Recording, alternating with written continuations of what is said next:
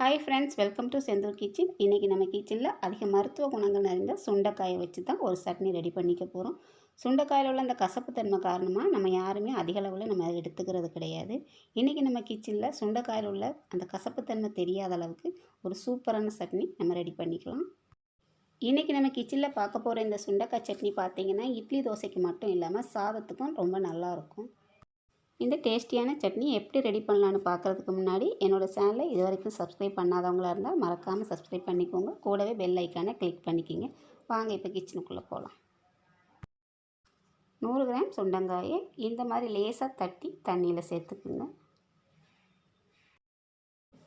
இந்த மாதிரி லேசாக தட்டி தண்ணியில் சேர்த்து 2 தடவை நம்ம வாஷ் பண்ணி எடுத்துக்கலாம். இந்த மாதிரி பண்ணுறதுனால அதில் உள்ள கசப்பு தன்மை உங்களுக்கு குறையும். இதை தண்ணி எதுவும் இல்லாமல் ஃபில்டர் பண்ணி எடுத்துக்கலாம். சுண்டங்காயை முழுசாக சேர்த்து வதக்கி கூட சட்னி ரெடி பண்ணிக்கலாம். ஆனால் ஒரு சிலருக்கு பார்த்திங்கன்னா இந்த சுண்டங்காய் விதைகள் அதிகமாக சேர்க்கும்போது வயிற்று வலி ஏற்படுத்தும். அதனால தான் நம்ம இந்த மாதிரி தண்ணியில் சேர்த்து ஃபில்டர் பண்ணி எடுத்துருக்கோம். 2 டேபிள் ஸ்பூன் எண்ணெய் சேர்த்துக்கலாம். கூடவே சுண்டங்காயை சேர்த்து நல்லா வதக்கி விட்டுறலாம். சுண்டங்காயை நல்லா தண்ணி எதுவும் இல்லாமல் ஃபில்டர் பண்ணி சேர்த்துக்குங்க. எண்ணெய் தெறிக்காமல் இருக்கும். சுண்டங்காய் ரொம்ப சின்னதாக இருந்தாலும் அதோட மருத்துவ குணங்கள் பார்த்திங்கன்னா ரொம்பவே அதிகம். குறிப்பாக நம்ம குழந்தைங்களுக்கு ஏற்படுற பூச்சி தொல்லையிலேருந்து விடுபடுறதுக்கு இந்த சுண்டங்காயை நம்ம அடிக்கடி உணவில் சேர்த்துக்கலாம். இந்த மாதிரி சட்னியாவோ அல்லது குழம்பாவோ நம்ம குழந்தைங்களுக்கு ரெடி பண்ணி கொடுத்துக்கலாம்.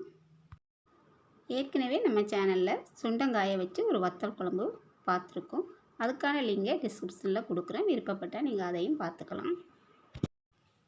இந்த மாதிரி நல்லா வதங்கி வந்திருக்கணும். தோலெல்லாம் பாருங்கள் வெள்ளை கலரில் வந்திருக்கு. இந்த மாதிரி நல்லா வதக்கி எடுத்துக்கணும்.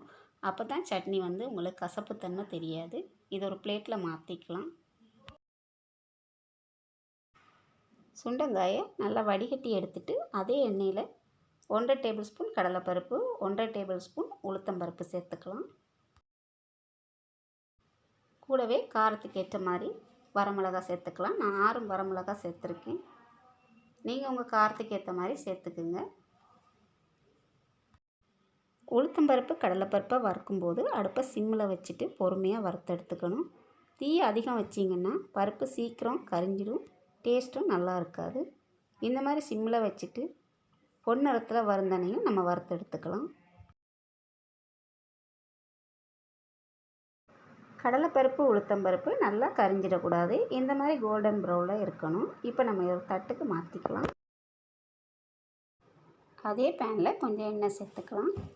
சின்ன வெங்காயம் இந்த சட்னிக்கு ரொம்பவே டேஸ்ட்டாக இருக்கும். அதனால் 75 கிராம் சின்ன வெங்காயம் சேர்த்துருக்கேன். நீங்கள் பெரிய வெங்காயம் சேர்த்து கூட பண்ணிக்கலாம். கூடவே பூண்டை சேர்த்து இந்த மாதிரி ஒரு 2 நிமிஷம் வதக்கி விட்டுருங்க. இந்த மாதிரி வதங்கி வந்ததும் புளி சேர்த்துக்கலாம்.